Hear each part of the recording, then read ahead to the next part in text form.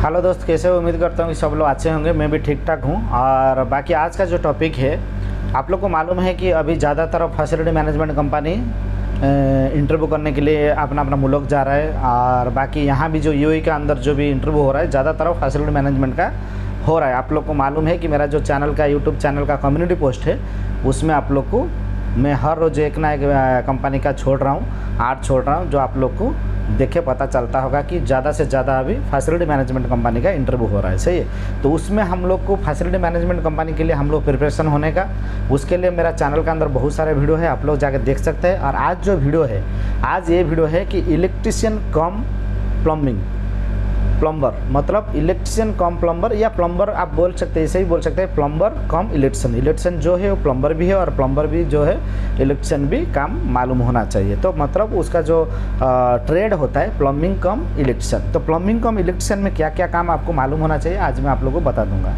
देखिए, बहुत सारा आदमी कन्फ्यूज है, जो इलेक्ट्रिशियन है या जो प्लम्बर है, वो बोलता है कि हमको प्लम्बिंग के अंदर क्या क्या काम सीखना चाहिए, इंटरव्यू में हमको क्या क्या क्वेश्चन उसका ऊपर पूछा जाएगा। और जो प्लम्बर है वो सोचता है कि हमको इलेक्ट्रिकल का ऊपर क्या क्या सोचा जाएगा।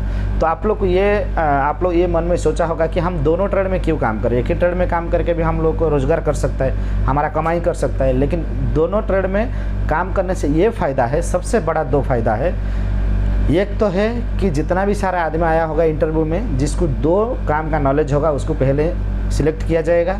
मतलब आपका जॉब पक्का हो गया। हर आदमी इंटरव्यू में जाता है, यही ऊपर वाला से दुआ करके जाता है कि हमारा इंटरव्यू में सिलेक्शन हो जाए, हमको जॉब मिल जाए। तो ये पहले आपका ज़्यादातर इसमें आपको गारंटी रहेगा कि आप दो काम का ऊपर आपको जानकारी है तो आपका पहले सिलेक्शन होगा। सही है। दूसरा क्या है कि हर आदमी सोचता है कि हम इंटरव्यू जा रहा है, हमारा पहला है कि हमको कंपनी सिलेक्शन करे, उसका बाद में हमारा सैलरी थोड़ा अच्छा लगाए।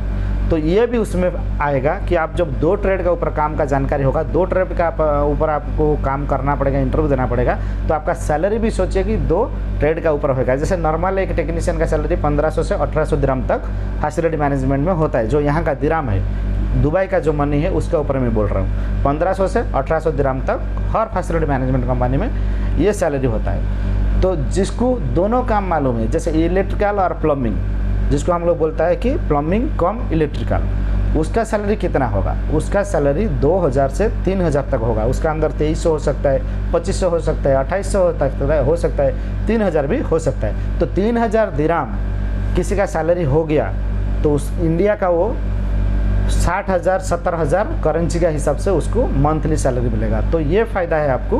पहले तो आपको सिलेक्शन जल्दी हो जाएगा, जितना भी आदमी आया होगा पहले आपका सिलेक्शन होगा, कि वो हर आदमी को दो लाइन का काम या दो ट्रेड का काम उन लोग को मालूम नहीं होता है, बहुत कम होता है।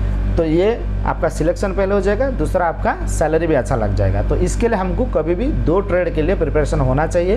काम थोड़ा कम ज़्यादा मालूम है वो मुश्किल नहीं है, लेकिन इंटरव्यू आप कर लिया तो आपका सैलरी लग गया, आपको जॉब मिल गया। बाकी जाके कंपनी में आराम से काम सीख सकता है। पुराना आदमी होगा, उसका साथ में आप जाके 15 दिन 1 महीना ड्यूटी करेगा तो आपको भी सब कुछ पता चल जाएगा। सही है। मेन है आपका इंटरव्यू कितना अच्छा होगा, इंटरव्यू जितना अच्छा होगा वो हिसाब से आपका सैलरी लगेगा।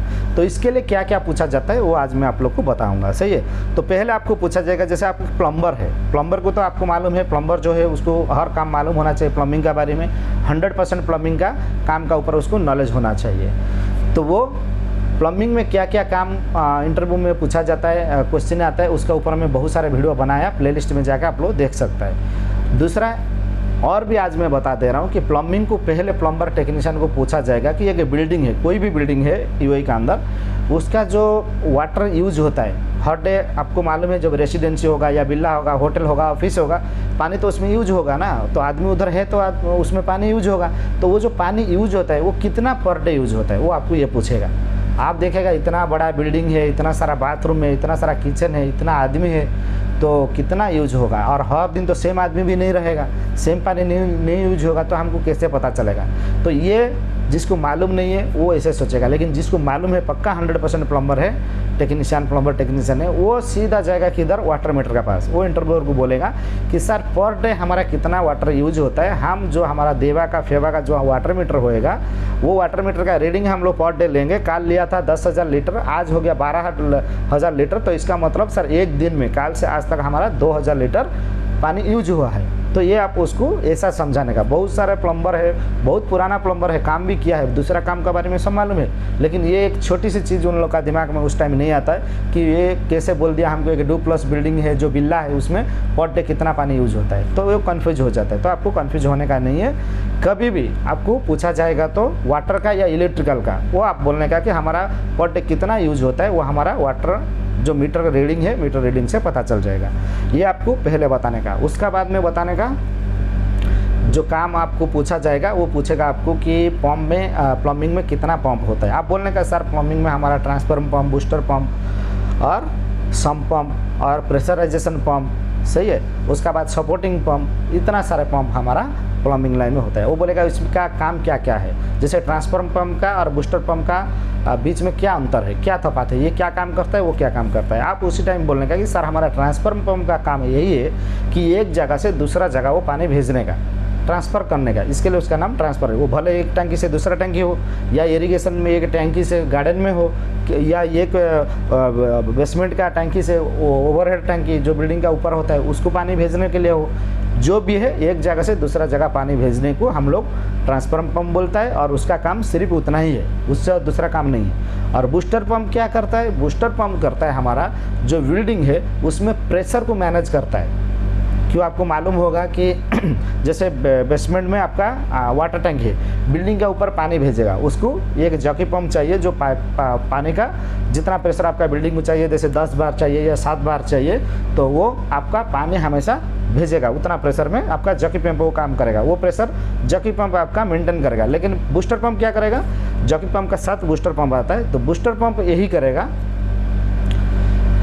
दूसरा है कि बूस्टर, आप लोग कन्फ्यूज नहीं होने का, टैंकी एरिया में जो बूस्टर पंप लगता है वो सेपरेट होता है। उसका क्या होता है कि 2 बूस्टर पंप आता है और उसके साथ एक एयर टैंक आता है। उसका काम क्या होता है कि वो बिल्डिंग का 1-2 फ्लोर को वो मेंटेन करता है। लेकिन मैं जो बोल रहा हूँ ये पूरा बिल्डिंग को मेंटेन करता है। जैसे आपका बिल्डिंग 20 फ्लोर है, 25 फ्लोर है, 15 फ्लोर है, उसका बेसमेंट में टैंकी रहेगा, ऊपर में टैंकी ज़्यादातर अब नहीं रहता है। किसके लिए कि एक बिल्डिंग का ऊपर हम लोग इतना बड़ा टैंकी रखेंगे, उसका साथ इतना 1000 लीटर पानी रखेंगे, तो बिल्डिंग का वेट बड़ा करेगा, ये वेट ज़्यादा करेगा, बिल्डिंग कभी भी मतलब लोड बिल्डिंग के ऊपर लोड ही रहेगा। इसके लिए ज़्यादातर बिल्डिंग में बेसमेंट में होता है। बेसमेंट में जब पानी होगा तो पानी को उठाने के लिए जॉकी पंप का ज़रूरत होता है। जॉकी पंप आपका जितना बार आप सेटिंग किया होगा कि हमारा बिल्डिंग में 10 बार प्रेशर चाहिए, तो जॉकी पंप हमेशा उसका मेंटेन करके रखता है। लेकिन 10 बार आप तो जॉकी पंप आपका भेज दिया, लेकिन हर फ्लोर में आपका जो पानी यूज होता है तब आपका 10 बार नहीं रहेगा। जबकि जॉकी पंप का काम है कि 10 बार वो कंप्लीट करने तक वो चलता रहेगा। लेकिन पानी जब दूसरा एरिया में यूज हो रहा है तो 10 बार वो नहीं होएगा, पानी हर जगह बंद होगा तभी तो 10 बार में रहेगा ना। तो उस टाइम क्या होगा कि बूस्टर पंप चालू हो जाएगा उसको सपोर्ट करने के लिए। तो बूस्टर पंप क्या करेगा, हर बिल्डिंग में जितना भी पानी आपका यूज हो एक साथ में हर जगह का एक लिमिट प्रेशर में हर जगह को वो पानी देगा। जैसे आपका 7 बार में या 10 बार में सेटिंग है तो 10 बार 7 बार वो करेगा। और बूस्टर पंप एक ही नहीं रहता है, 2-3 ऐसे रहता है। तो वो क्या करता है, एक दूसरे को रेस्ट देने के लिए रहता है। कभी ये आधा घंटा चालू हो गया तो फिर वो आधा घंटा चालू होगा, टाइमर का हिसाब से वो रहता है। या एक बार बंद होने के बाद एक पंप दूसरा पंप चालू होगा, वो हिसाब से उसका सेटिंग होता है, प्रोग्रामिंग होता है, सही है। तो ये आपको बोलना पड़ेगा कि बूस्टर पंप का काम यही है कि बिल्डिंग में प्रेशर मैनेज करने के लिए बराबर। और ट्रांसफार्मर का काम है, ट्रांसफार्मर पंप का काम ये है कि एक जगह से दूसरा जगह पानी भेजने के लिए, ट्रांसफ़र करने के लिए, इतना ही आपको बोलना पड़ेगा। उसका बाद में आपको वो बोलेगा, प्लम्बिंग का मैं बता रहा हूँ और इलेक्ट्रिकल का उसका बाद में बताऊँगा। प्लम्बिंग में और क्या पूछेगा कि सम्प पंप का पीपीएम आप कैसे करेगा। सम्प पंप में जो फ्लोर स्विच होता है, तो फ्लोर स्विच का काम क्या होता है और कितना होता है। आप बोलने का कि एक सम्प पिंड के अंदर 2 सम्प पंप होता है, उसमें 4 फ्लोर स्विच होता है। एक हमारा ड्राई रन का होता है जो सबसे नीचे टच होकर रहता है, ड्राई रन। उसका बाद में हमारा ड्यूटी रन, मतलब एक पंप का जो पहला नंबर पंप वो चालू होने के लिए ड्यूटी रन। उसका बाद में दूसरा पंप जो चालू होगा उसके लिए हमारा सपोर्टिंग रन, उसको बोलता है सपोर्टिंग रन। उसका बाद में जो सबसे ऊपर होगा उसको हाई लेवल या अलार्म उसको भी बोल सकता है, हाई लेवल अलार्म का वो है, सही है। तो ये कैसे काम करता है, कभी भी हमारा 2 फ्लोर स्विच एक्टिव होगा तभी हमारा पंप चालू होगा। ज़्यादा फुल हो गया पूरा तो 3 एक्टिव हो जाएगा, तो हमारा 2 पंप एक साथ में चालू होगा। और पानी बहुत ज़्यादा आ रहा है और पंप हमारा खींच नहीं पाता है, पूरा फुल हो जाएगा तो हमारा हाई लेवल टच हो जाएगा, हाई लेवल हमारा अलार्म चला जाएगा बीएमएस का पास। फिर उस टाइम टेक्नीशियन लोग आके क्या प्रॉब्लम उधर है, क्यों पानी नहीं खींच रहा है, पंप में क्या खराबी आ गया, तो उसको चेक करता है। तो ये आप बोल सकते हैं। और आपको पूछा जाएगा ये मैं बता दिया आपको, सम्प पंप और बूस्टर पंप और ट्रांसफार्मर पंप। और बाकी है कि ट्रांसफार्मर पंप है वो किसके लिए होता है कि हमारा जब इरिगेशन होता है, इरिगेशन का गार्डन के लिए पानी देने के लिए हमारा ट्रांसफार्मर पंप यूज होता है। उसमें क्या सिस्टम रहता है कि वो पंप हमारा टाइमर के साथ सेट होता है। और इरिगेशन के बारे में आपको ज़्यादा जानकारी चाहिए, मेरा चैनल का अंदर वीडियो है, जाकर देख लीजिए। टाइमर दिन में कितना बार चालू होना चाहिए इरिगेशन पंप, और हर जोन में कैसे चालू होता है, हर जोन में कितना टाइम सेट किया जाता है, और टाइमर कैसे सेट किया जाता है, सब चैनल का अंदर है, आप जाकर देख सकते हैं, नहीं तो वीडियो लंबा हो जाएगा।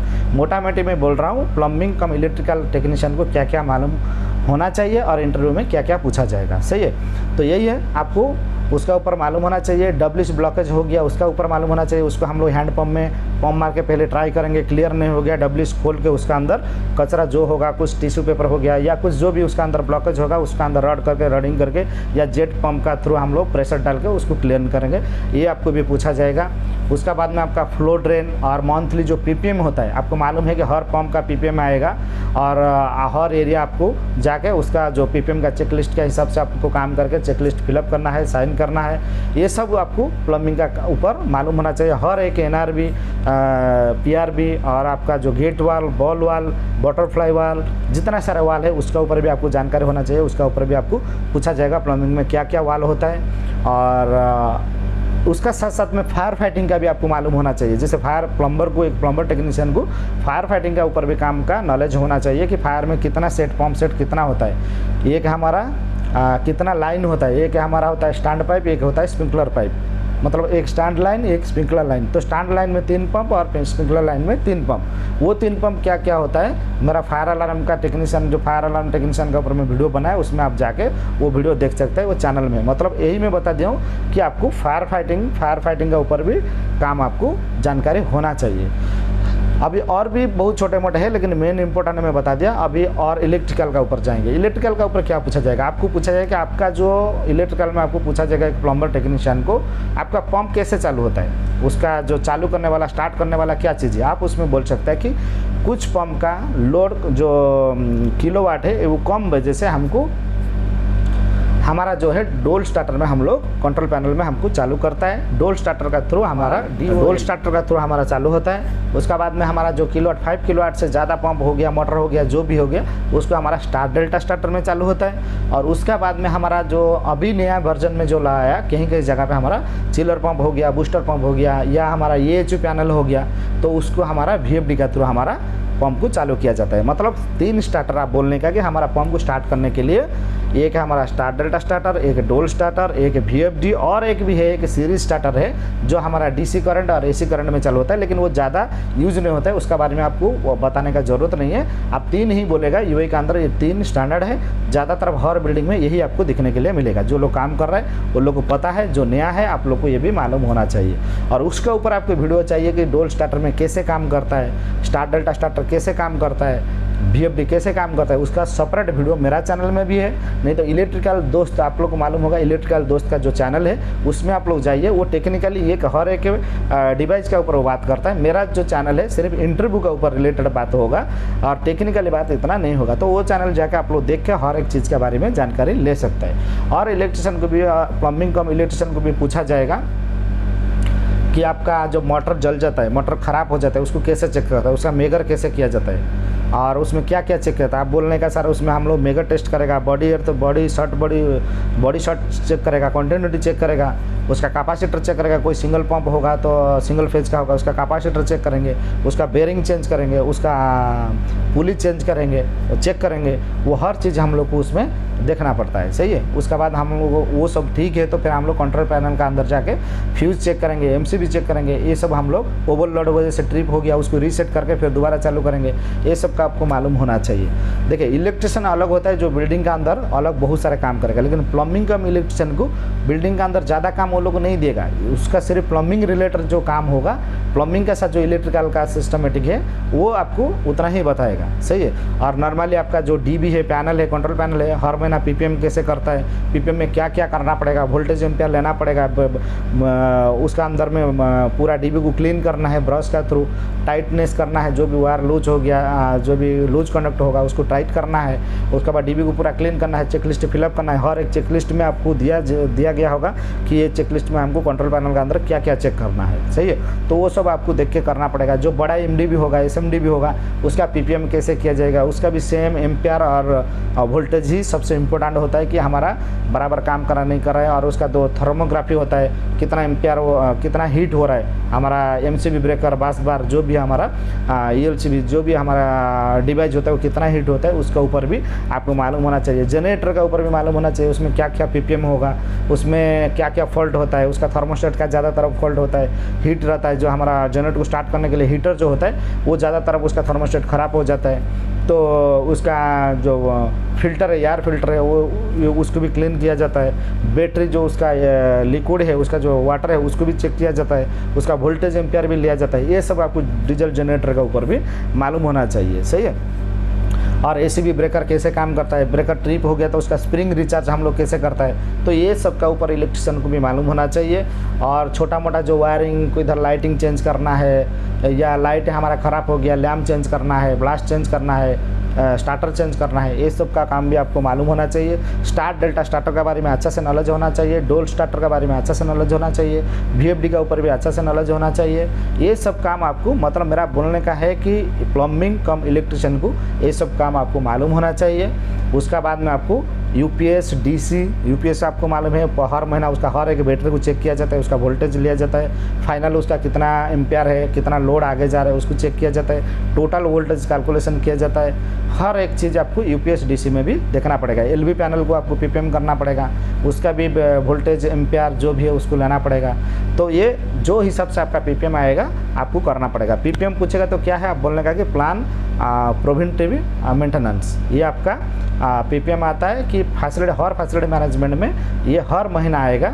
लेकिन हर महीना हर चीज़ नहीं आएगा, ये महीना कुछ आ गया तो अगला महीना और कुछ आएगा, दूसरा हर महीना में अलग अलग आएगा। उसका जो स्टेप होता है, एक होता है मंथली, क्वार्टरली, हाफ ईयरली और एनुअली, तो ये आपको वो हिसाब से आएगा। तो आपको बोलेगा तो पीपीएम कितना स्टेज में होता है, आप बोलने का सर 4 स्टेज में होता है, मंथली, क्वार्टरली, हाफ ईयरली जिसको हम लोग सेमी एनुअली बोलते हैं, और एनुअली जो ईयरली है, सही है। ये आपको बोलना पड़ेगा हर सेम प्लम्बर को और इलेक्ट्रिशियन को। तो यही था छोटा सा वीडियो में मैं आप लोग को जस्ट इंफॉर्मेशन देने के लिए कि आप लोग कोशिश कीजिए, आप इलेक्ट्रिशियन है तो प्लम्बिंग का काम के बारे में कुछ जानकारी लीजिए, आप प्लम्बर है तो इलेक्ट्रिशियन का काम के बारे में भी कुछ जानकारी लीजिए, जिस वजह से आपको अच्छा नॉलेज मिलेगा। तो अच्छा आपका इंटरव्यू में इम्प्रेशन अच्छा रहेगा, सैलरी भी अच्छा लगेगा, और जितना आदमी आएगा उससे पहला सिलेक्ट आपको हो जाएगा। तो यही था छोटा सा वीडियो में आप लोग को जानकारी देने के लिए। ये वीडियो कैसा लगा, चैनल को सब्सक्राइब कीजिए, लाइक कीजिए, कमेंट्स भी कीजिए, अपना जितना भी दोस्त लोग हैं उसको भी शेयर कीजिए। Thank you so much.